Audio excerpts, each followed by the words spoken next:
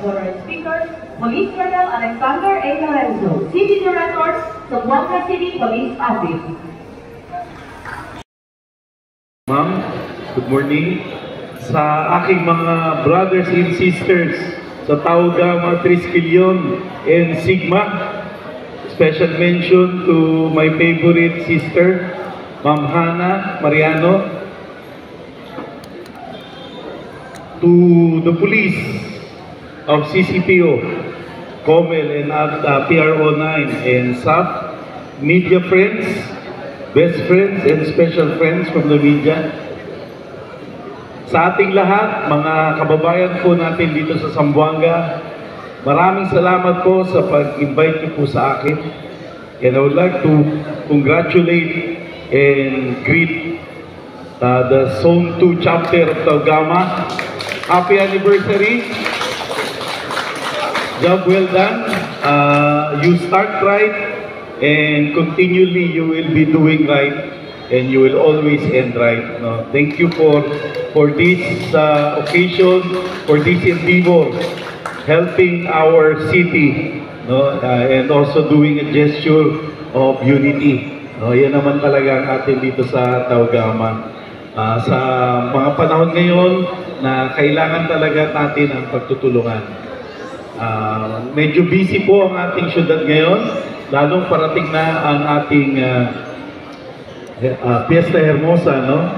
Hindi na nga lang basta siya Hermosa Festival, but also a celebration of colors. So, all races, cultures are being celebrated during this time.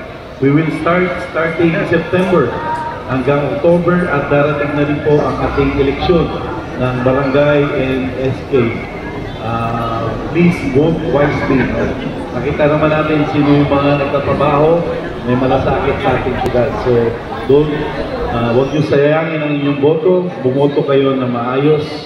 Rest assured that the police will continue, especially the CCPO, in ensuring the safety and security of our city, lalong-lalo na at this time.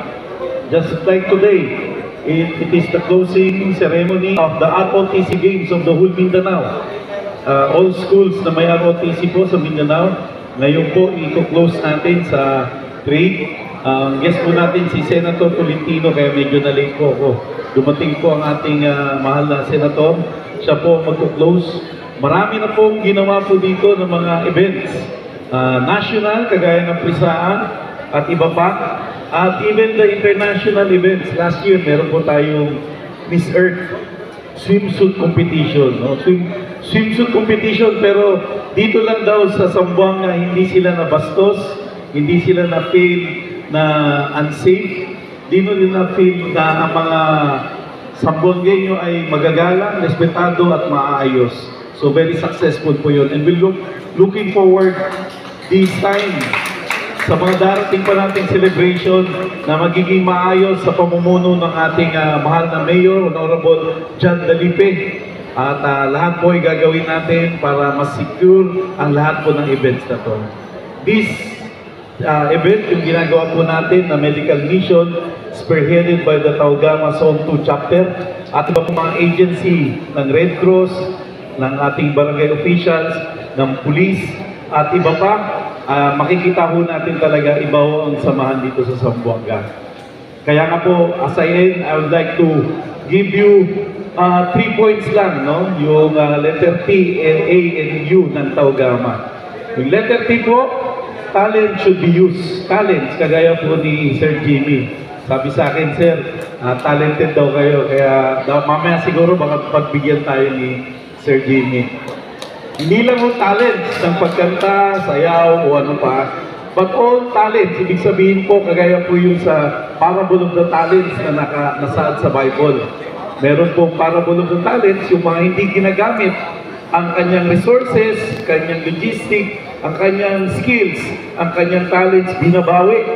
Pero pag ganito po, yung ginagawa natin, binibigay po natin ang ating kakayanan, ang ating skills, ang ating presence, ang ating effort, ang ating talents, lahat po ng talents and skills, resources, yaman natin, pagmamahal, binibigay po natin. Ito po'y dinodoble pa, pinagpapalago. So, para ho tayong gripo, na kapag bukas ang gripo, aandar lang ang fresh water. Hindi po magkakaroon ng dengue. Walang mga uod o mga insekto na mamumuo doon po sa tubig. So, tuloy po natin itong pagbigay ng talents sa ating bayan, sa ating syudad, sa ating mga kapwa-tao, sa ating pagmamahal, sa ating mga kasama ho dito sa Zamboanga. Next po is adoration, no? Ang Taugama po, adorable eh. Mahilig magmahal. We love one another. Hindi po love another one.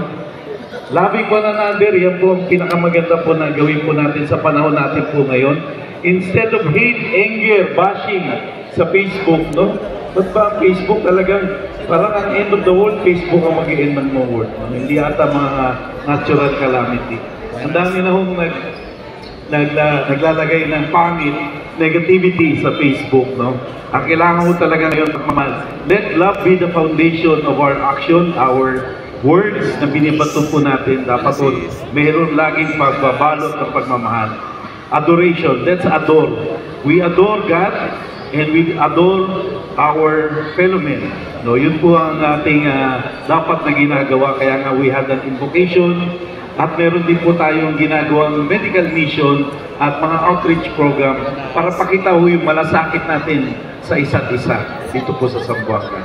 And lastly, unity in diversity. No, nabanggit ko kanina, we came from different culture. Ako po, half Ilonggo, half Ilocano. And my wife is Bisaya. I was assigned here.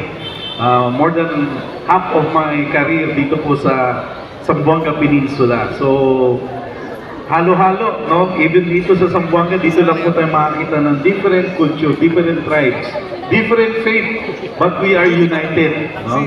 Napakagandang tignan. I've been in Indonesia and Malaysia and other countries. Nakita ko rin po yung kanilang unity, yung kanilang harmony. And I see Zamboanga, ganun din po tayo. Gone are the days na kung saan nag-aaway-away, no? Different faith, different culture, pero maayos na. At ngayon nga, meron po tayong Council of Greeks, na kung saan lahat ng fraternities po nagsasama-sama, nagiinuman, nanonood ng banda, nagko-concert, nagmi-mission, gumagawa po ng social activities nang hindi nag-aaway, nagtutulungan. Wala na po yung mga fraternities na nag-aaway. Napakagandang tignan at dapat natin ituloy. Itong ating unity